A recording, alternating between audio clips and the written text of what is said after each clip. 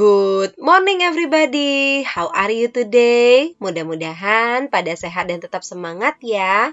Kembali lagi belajar bersama Miss Ana dalam mata pelajaran Ilmu Pengetahuan Sosial. Buat kalian yang belum subscribe channel Miss Ana, di-subscribe sekarang ya dan tekan tombol loncengnya agar kalian tidak ketinggalan materi pembelajaran selanjutnya.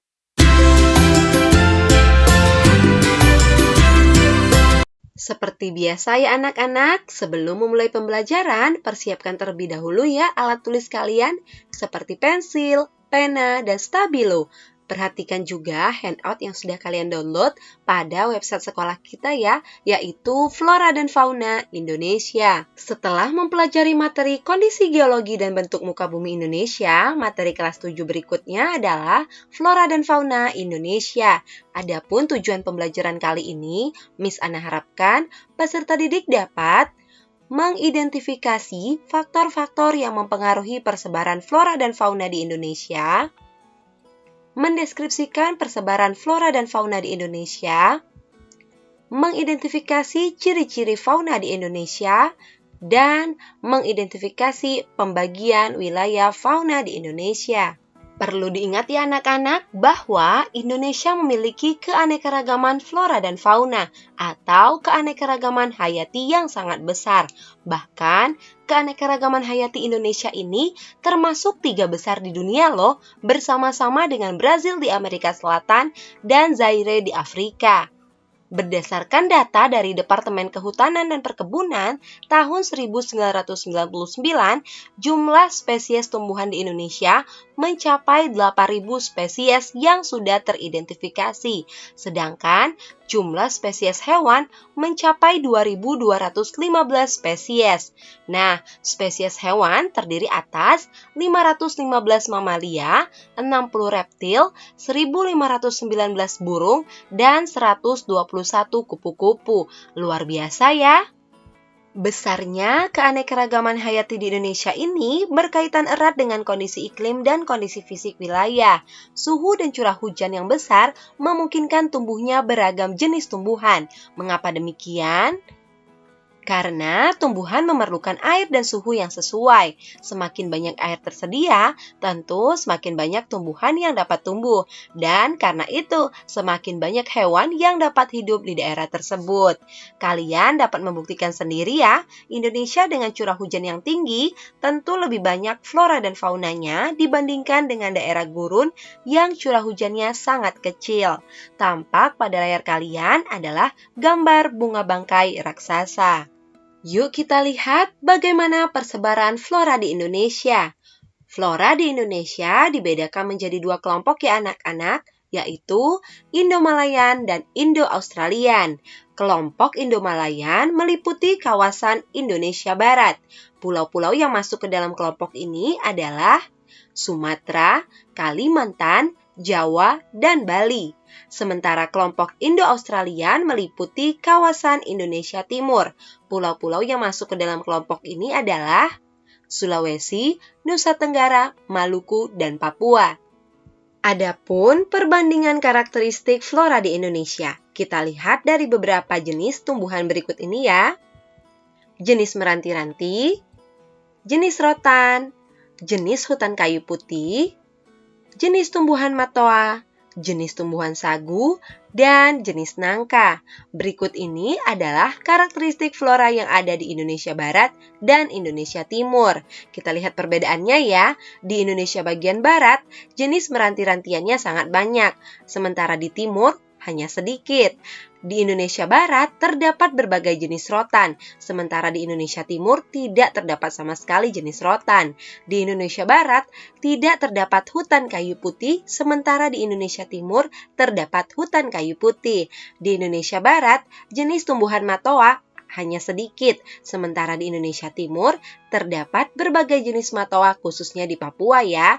Nah, di Indonesia Barat jenis tumbuhan sagu sedikit, berbeda dengan Indonesia Timur, banyak terdapat tumbuhan sagu. Di Indonesia Barat terdapat berbagai jenis nangka, sementara di Indonesia Timur tidak terdapat jenis nangka. Jelas ya? Berbagai jenis flora di Indonesia telah dimanfaatkan untuk memenuhi kebutuhan manusia, baik sebagai bahan furnitur, bahan bangunan, bahan makanan, dan lain-lain. Sebagai contoh di layar kalian adalah rotan, banyak dimanfaatkan sebagai bahan utama pembuat kursi, meja, dan perabotan rumah tangga lainnya. Nah, sentra penghasil produk kerajinan ini banyak berkembang di daerah-daerah tertentu, misalnya di Cirebon dan daerah lainnya di Pulau Jawa. Sekarang, coba anak-anak cari informasi tentang flora yang banyak ditemukan di provinsi atau kabupaten kota tempat tinggalmu. Kira-kira adakah flora khas atau lokal yang ada di daerahmu? Jika ada, dimanfaatkan untuk apa saja ya oleh penduduk saat ini? Nah, itulah persebaran flora yang ada di Indonesia. Jelas ya? Selanjutnya, persebaran fauna Indonesia. Fauna Indonesia dapat dikelompokkan menjadi 3 corak, yaitu fauna bagian barat, tengah, dan timur. Perhatikan gambar di layar kalian ya. Nah, garis yang memisahkan fauna Indonesia bagian barat dengan tengah dinamakan garis Wallace. Sedangkan garis yang memisahkan fauna Indonesia bagian tengah dan timur dinamakan garis Weber. Mengapa dinamakan garis Wallace dan garis Weber ya? Garis Wallace. Nama garis ini berasal dari penemunya, yaitu Alfred Russel Wallace. Sejak tahun 1854 sampai 1862, peneliti asal Inggris itu berkeliling Indonesia untuk mengumpulkan spesimen biologis. Hasilnya, spesies yang ada di Kalimantan, Sulawesi, Bali, dan Lombok berbeda. Padahal pulau-pulau itu berdekatan ya. Nah, perbedaan ini berasal dari nenek moyang spesies ribuan tahun lalu ketika benua-benua dan pulau bentuknya berbeda dari saat ini. Maka, untuk menunjukkan perbedaan ini, ditariklah garis pemisah yang melewati Selat Lombok dan lurus sampai ke Selat Makassar. Sementara garis Weber juga sama dari nama penemunya. Peneliti asal Jerman Max Carl Wilhelm Weber menemukan bahwa batas pemisah antara fauna Asia dengan Australia melewati Kepulauan Tanibar. Saat ekspedisi Sibolga tahun 1899 sampai 1900 yang dipimpin Weber menemukan tanaman dan hewan bertulang belakang atau vertebrata, lebih tepat terbagi di Kepulauan Tanibar. Batas pemisah itu kemudian diberi nama garis Weber. Nah, pada tahun 1919, Weber menamai kawasan di sisi barat atau kiri garis Weber sebagai paparan Sunda, sedangkan yang di sisi timur atau kanan sebagai paparan Sahul. Jelas ya? Yuk kita bahas persebaran dan ciri-ciri fauna yang ada di Indonesia. Pertama, fauna Indonesia bagian barat. Fauna ini memiliki ciri atau tipe seperti halnya fauna Asia, sehingga disebut tipe asiatis atau asiatik. Fauna ini mencakup wilayah Sumatera, Jawa, Bali, dan Kalimantan. Mamalia di fauna asiatis berukuran besar ya anak-anak, seperti harimau, gajah, badak bercula satu, banteng, dan ada macan, tapir, kerbau, rusa, babi hutan, orang utan, monyet, bekantan, dan lain-lain. Selain mamalia, di wilayah ini juga terdapat reptil seperti ular, buaya, kura-kura, terenggiling, tokek, kadal, biawak, dan bunglon. Nah, berbagai jenis burung juga terdapat di sini ya. Di antaranya ada burung hantu, burung jalak, burung merak, burung kutilang, burung elang, burung gagak, dan berbagai macam unggas lainnya. Pada fauna bagian barat juga dapat kita temui ikan air tawar ya. Salah satunya adalah ikan pesut, sejenis lumba-lumba di Sungai Mahakam. Nah, itulah persebaran fauna bagian barat. Mudah bukan? Kedua, fauna bagian tengah. Fauna bagian tengah merupakan fauna peralihan yang ciri atau tipenya berbeda dengan fauna asiatis atau australis. Fauna ini memiliki ciri tersendiri ya, tidak ditemukan di tempat lainnya di Indonesia atau disebut tipe fauna endemis.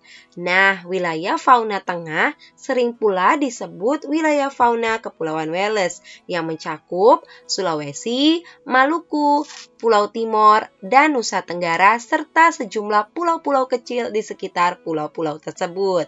Fauna yang menghuni bagian tengah antara lain babi rusa, anoa, monyet sabah, kuda, ikan duyung, kuskus, monyet hitam, beruang, tarsius, sapi, dan banteng. Selain itu, juga terdapat reptil, yaitu komodo, biawak, dan ular.